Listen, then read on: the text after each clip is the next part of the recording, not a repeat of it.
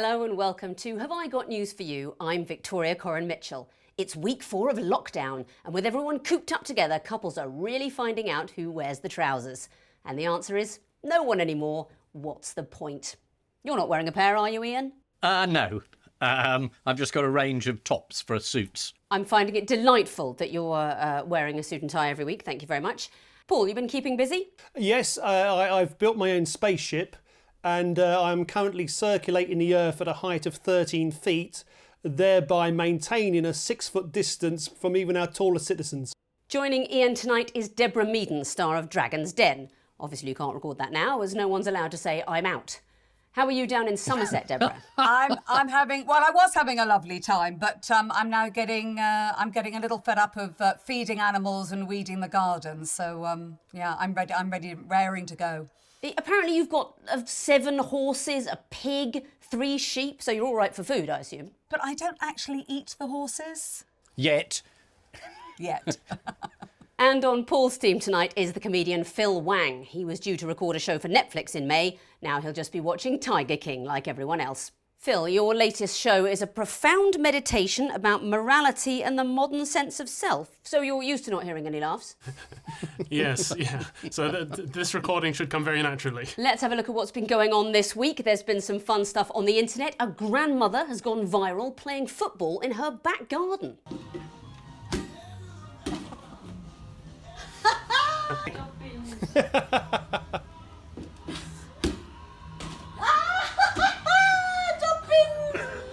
What nickname do you think the internet have given that grandma? Is it Granny Lineker? Granny Lineker, that's good. It must be Jimmy Savile. Does she not look like Jimmy Savile to you? No. Yeah. Give us a break, Crying Deborah. out. No? Phil, what do you think the press might have nicknamed the granny? Nana Donna. You're the closest. Oh, that's very good. She's been nicknamed Granaldo. Granaldo, I mean, that's just dreadful. Let's have a look at the weatherman from BBC Wales, Owen Wyn Evans, having to segue from his report into the main BBC News. That's the forecast. Stay safe, and I'll see you soon.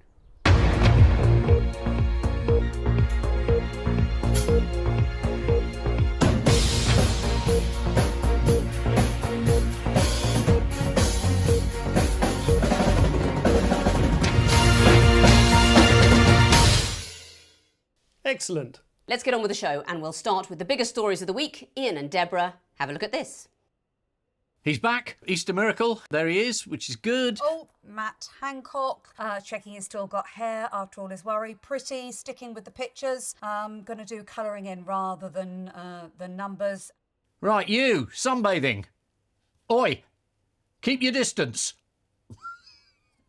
Actually, I kind of do think they should stop them for sunbathing, but I thought it was ironic because he was actually about 4 metres away and then he approached to within about a metre. I like the way as well in that video where the policeman originally went for his loud hailer, which I assumed the camera was going to pan round and we would see somebody like 200 feet away, but he was actually right there. So made me laugh, that. Most of the issues were lost under the fact that the Prime Minister's all right again. He's come out of hospital, he's fine. And because it was at Easter, a lot of the, let's say, more Tory press decided this was some sort of miracle and that Boris had become the Messiah. And someone was quoted, some senior Tory, saying he's risen. And as we all know, you know, he's not the Messiah. He's a very naughty boy. Also, every time in the past when Boris has risen, it's never really led to anything more than trouble. We're obviously very pleased and relieved that Boris Johnson is better. But what was ironic about his assessment of his treatment? He listed the 2 nurses who'd looked after him, both of whom were immigrants, which again hadn't been the main focus of the right over the past 5 years or so in terms of dealing with the health service. So that was quite ironic. Do you remember a vote in 2017? There was a vote about doctors' pay, was there not? About whether it was a good idea, and various people in public life voted the other way and decided that the health workers weren't really worth any more money. And I'm afraid the Prime Minister was one of them. Priti Patel, Dominic Raab, Michael Gove, they all voted against the pay rises. How else has Matt Hancock infuriated people on the front line? The ones I know were most annoyed by his suggestion. Someone says we haven't got enough protective equipment, and he says you have, but you're just using it wrong. Now, the middle of a national crisis when the people at the front line are doing their best isn't always a great time to try and shift the blame towards them. Matt Hancock's argument appears to be that the NHS would have enough PPE if only they don't use it. Shall we have a look at how the government have handled accusations of incompetence? Badly. Let's have a look. But no apology, Home Secretary, for these failings which NHS staff and their families blame on the government. Well, I'm sorry if people feel that there have been failings. I'll be very, very clear about that. That's great. That's one of those I'm sorry if. When I first started having, when I had a business that had customer complaints, to kind of protect ourselves, we'd use the if you feel. We're not admitting it. It's not our responsibility if you feel. You know, I mean, I learnt very quickly that really winds people up. It just means if other people are so stupid as to take offence by the fact that I've done something they don't like, then I'm sorry for them. It's a non-apology. Speaking of Priti Patel, did you see how when it was Priti Patel's turn to have a go at messing up the press briefing, her describing how many people have been tested for the coronavirus? Oh. Let's have a look. I can report, through the government's ongoing monitoring and testing programme, that as of 9 a.m. today, there have been 974,000 tests carried out across the UK. Phil, you've got an engineering degree. Just talk us through that number. Yes, that number is what is known as of the Goldilocks point of the ideal number of tests to have. It's a very rare number. It's only been used a couple of times in history. Isn't it more worrying that the Home Secretary can't read a number, so that this fine, if you go outside and you're sunbathing for 150 quid, might be 150,000 quid by the end of the week? Or if there's a prison sentence for walking your dog at the wrong time of day, maybe that'll be 10 years or 50 or 100,000 years. I'm genuinely worried. I mean, you know, we did quite a lot of jokes about the shadow Home Secretary, who wasn't very good on numbers in terms of the police. But, I mean, Priti Patel, she's in a league of her own. You've got to give it to the Tories. I mean, this is class number Wangology. And what about the police? They're encouraging people to inform on their neighbours now for persistent rule infringement. How are people with holiday homes trying to get around being stopped with luggage in the car? Oh, I don't know, but they're all driving down at night, aren't they? Wasn't there lots of rumours about clandestine driving down the A303? They're driving down in their cars with no luggage, and they're getting a courier company to send the luggage on, so that when the police stop them and they say, are you moving down here? They say, no, we're not. We haven't got any luggage. Which has given me the idea for a quiz. Shall we play a quiz? Yes. Have you got buzzers there? I have. Is that a real animal? I haven't got my glasses on. No, that's my dog's squeaky toy. Phil, what have you got? I've got a candle in a jar. Lovely. Ian, have you got a buzzer? Yep. I've got a tin of multivitamins to go and supplement my frosty diet, which is very, very important.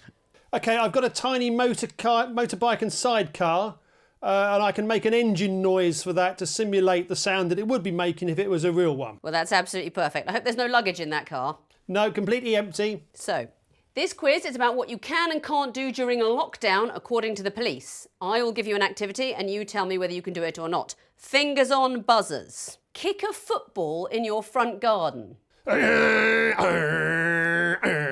Paul? Yeah, you are allowed to, but somebody was stopped the other day and the police were being rather over officious because you are allowed to be in your own garden, but somebody was stopped and they were actually being stopped wrongly by the police. According to the police, you cannot kick a football in your front garden if it doesn't look like a front garden. That's why a police officer in Rotherham stopped a father playing football with his kids, and the officer was described by their superior as ill-informed.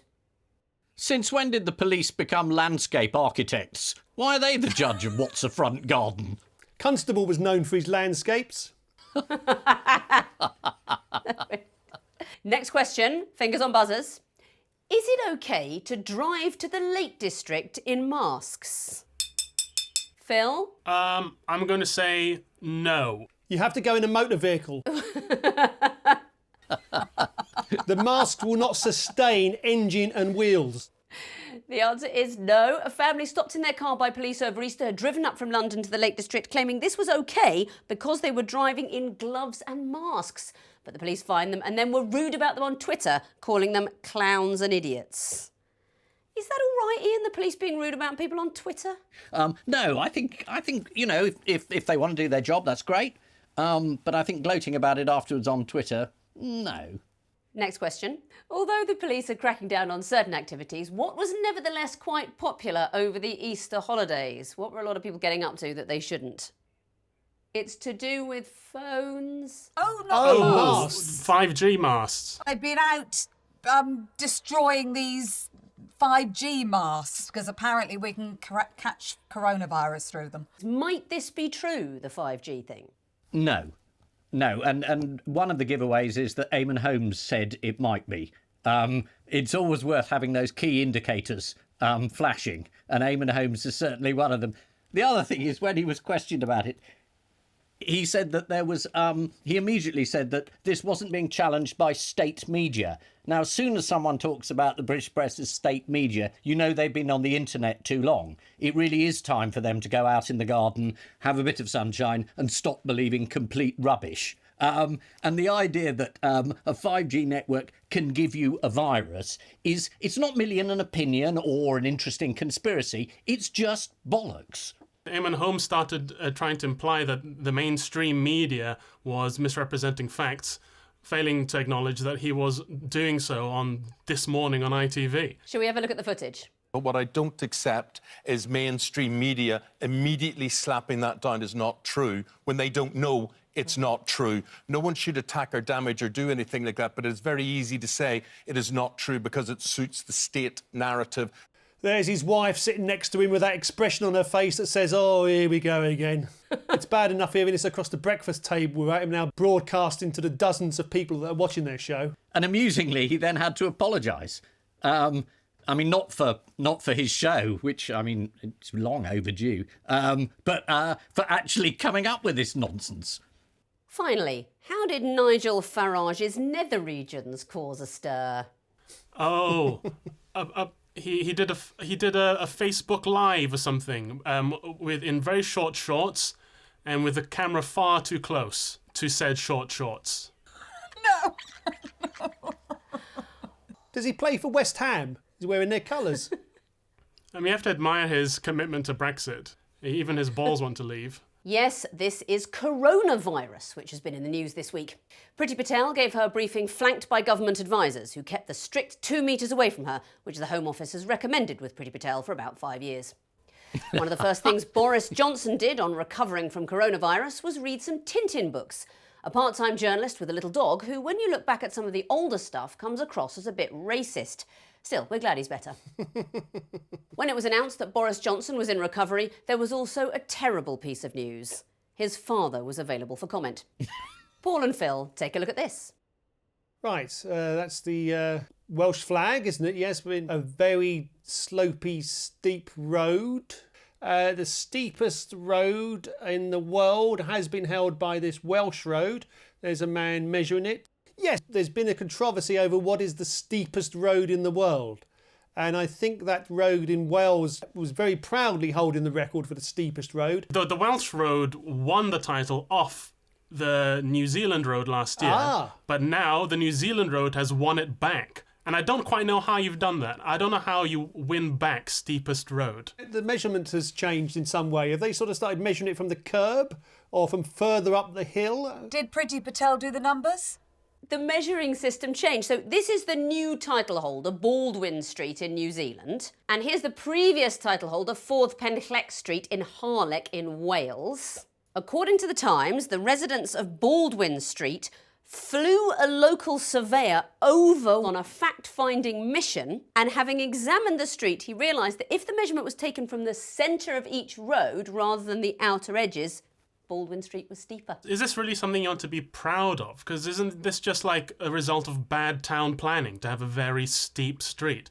It's just a hazard, isn't it? It's like having the world's most dangerous roundabout or Europe's longest running house fire. Why would you be proud of this? They shouldn't have built any houses up the top. That's the problem. You wouldn't need a road then. On the subject of planning, what has East London rapper Getz announced he's planning to do? He's doing a tour in his house.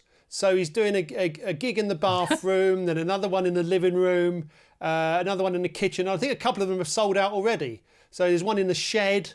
There we are, look, sold out. This is the Welsh village that lost the title of the world's steepest street to a town in New Zealand. It's a big story if you're that way inclined. There's more bad news for residents of Forth Penclec. They've also lost the record for the world's fittest postman. And so to round two. In a change to the picture spin quiz this week, it's the image rotation conundrum. Fingers on buzzers, teams.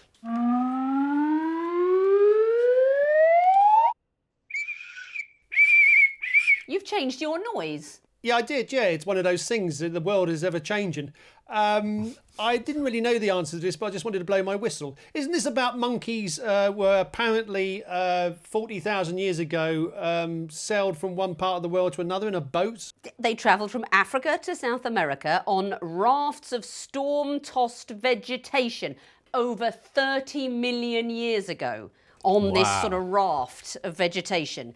And what proof do you think the scientists have of this? Ticket stubs? Was it on the front cover of the first Private Eye? Yeah, under the title Monkey Business. The evidence is apparently that a set of fossilised teeth were found in Peru and they matched up with those of a monkey originating from Africa. So they're saying this must mean that the monkey travelled.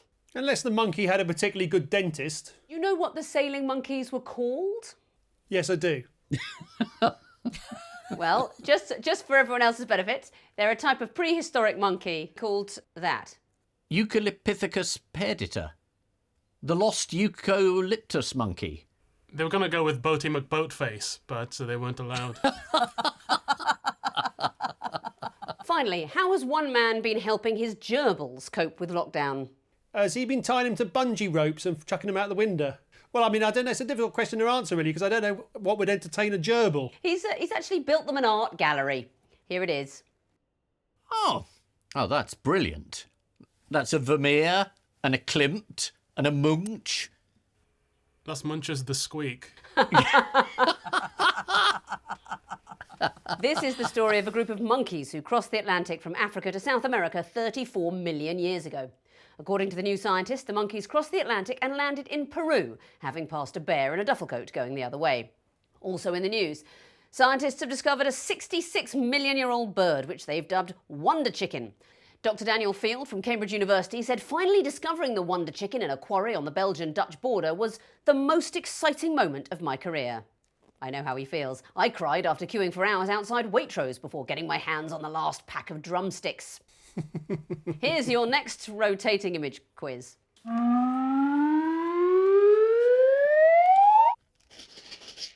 Donald Trump has had a meltdown to put even himself at shame. Confronted by a press briefing in Washington, took him to task on his response to coronavirus, and instead of accepting any responsibility, he just went on a tirade against them and how they were out to get him. What video did he play during the press briefing for everyone to enjoy?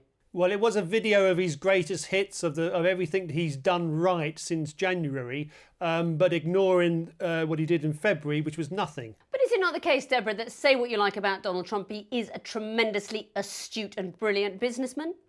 Can I just say, Victoria, can you stop asking me questions? You're just fake. That's fake journalism. That is just fake. That is just, stop it. That's awful.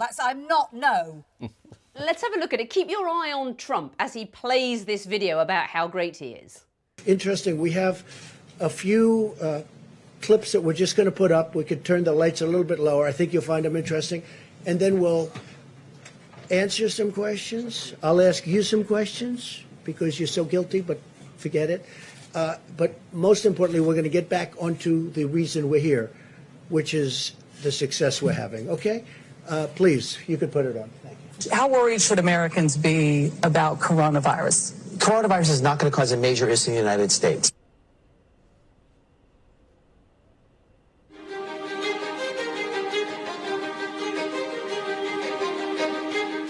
Well, we've asked them to accelerate whatever they're doing in terms of a vaccine.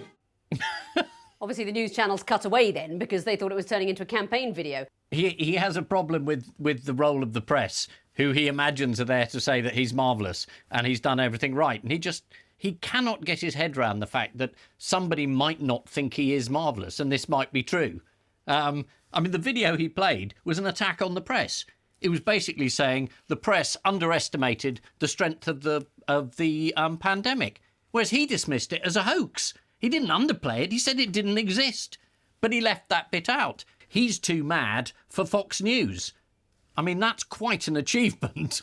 But let's reassure ourselves that Donald Trump is across the finer detail of the pandemic. Here he is sharing his expert knowledge. The germ has gotten so brilliant that the antibiotic can't keep up with it. And they're constantly trying to come up with a new. People go to a hospital and they go for a heart operation. That's no problem, but they end up dying from problems. You know the problems I'm talking about. There's a whole genius to it. We're fighting, not only is it hidden, but it's very smart. Well, that makes one of them. It's like he's learned everything he knows about germs from those toilet cleaning ads. You know, the ones where the germs have got faces, you know, and they talk to you and they're clever little germs. Yeah, I think he's confronted his first enemy that he can't sort of compliment into striking a deal with him. He doesn't know how to deal with it. He wants to take the virus to Mar-a-Lago and play a couple of rounds of golf with it, but he doesn't know how to handle this. This is the news that Donald Trump might not be the best person to tackle a global pandemic. At a White House briefing this week, Trump hit out at reporters in what one network described as the biggest ever meltdown from a US president. Well, since Bill Clinton got his dry cleaning bill. Donald Trump was full of praise for COVID-19 this week, describing it as a very brilliant enemy, a genius. It's very smart. No, Donald, not flattering the curve. Time now for the odd one out round. Just one between you this week. Your four are Cato, a 64-year-old Frenchman, Bernie Sanders, and Meghan and Harry. Well, Meghan and Harry have just launched their foundation in Los Angeles. Bernie Sanders has withdrawn from the race. Cato's, I've no idea. Cato used to launch himself, didn't he, at... Inspector Clouseau, yeah. What did Cato used to do? Well, he used to attack Inspector Clouseau without warning to test Inspector Clouseau's reactions. Well, if you'd got Boris, it would be that they've all hidden in a fridge. But he's not on there. Did you hear about a 64-year-old man in Saint-Dizier in France causing a bit of a flap with the French Air Force? Did you see this story? He went on a retirement present ride in a fighter jet and accidentally ejected himself out of it within seconds. Yes, he was so nervous. He got given this present of a trip in a fighter jet, and the force made him float in his seat and involuntarily grab a lever next to him, and he accidentally ejected himself from the plane. Although he did land safely with a parachute in a nearby field, he was fine. Harry and Meghan have ejected themselves from the royal family. I think I might have to tell you, they have all made a surprising exit, except for Cato, who was known for making a surprise entrance. So this chap ejected himself from a plane. There was nothing surprising about Bernie Sanders' exit. It's been predicted for the last 5 weeks. And what about Meghan and Harry? Where have they gone that's a surprise? Again, that's not very surprising. No, we all knew they were going to Canada. What's surprising about that? And then they went to Hollywood. They've gone to LA. They've left Canada. They were always going to go to LA. Yeah, this question's only surprising to people who don't know anything. Cato is making an exit from a fridge. This question... You've got me there. This question is an insult to us and to our viewers. They have all made a surprising exit except for Cato, who was known for making a surprise entrance, unless you think of that entrance as an exit, in which case they've all made a surprise exit and there's no odd one out. Cato was played by the actor Burt Kwok, who, according to IMDb, played many roles, including Imperial Army Major Yamauchi in Tenko and Entwistle in Last of the Summer Wine. So both characters took part in atrocities then. Bernie Sanders caused a shock by ending his presidential campaign and endorsing Joe Biden. Despite being on the left of American politics, Joe Biden still doesn't support a national health service. And if 8 p.m. last night is anything to go by, neither do the people at number 28 on my street. You're on the list, Sue and Trevor. Time now for the Missing Words Round, which this week features as its guest publication, Scuba Diver magazine.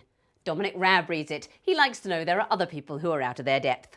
And we start with At the 2020 International Diving Show in Coventry, I was particularly impressed by what? I was particularly impressed by the fact people found a way to go diving in a landlocked part of the country.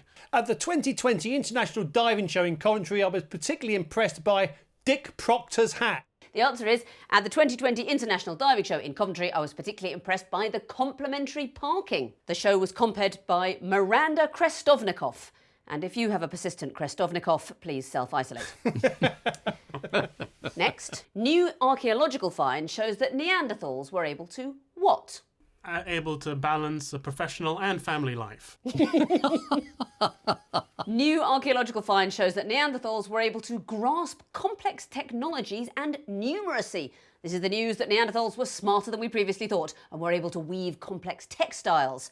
According to the Daily Mail, scientists have discovered ancient yarn, presumably told by Barry Cryer. And lastly, you know what is special when even the Germans are doing it? Wearing fancy dress? Comedy? You know that deep sea diving amongst the coral is special when even the Germans are doing it. There you go. You know diving in the Maldives is special when even the Germans are doing it.